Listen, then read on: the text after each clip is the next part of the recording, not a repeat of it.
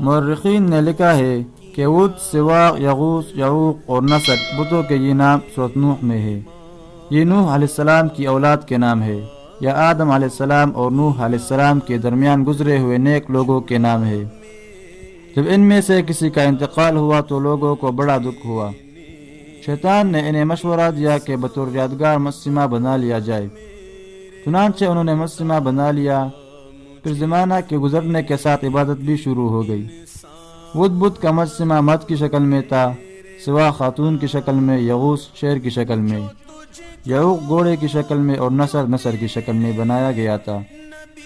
پتھروں کی عبادت یوں شروع ہوئی کہ جب لوگوں کو سفر میں پریشانی ہونے لگی تو بطور تبرک حرم کے پتھر ساتھ رکھنے لگے، جس سے ان کے گمان کے مطابق پریشانی نہیں ہوتی تھی۔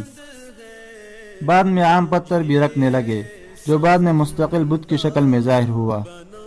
عزا بت قریش و بنی کنانہ کا تھا، لات طائف میں بنی ثقیف کا اور منات اوس و خزرج کا تھا۔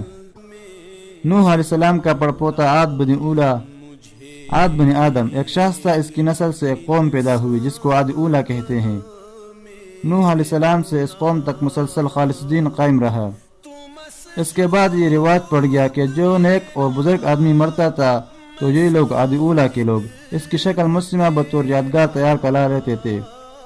آخر میں یہی چیز بت پرستی میں تبدیل ہو گئی۔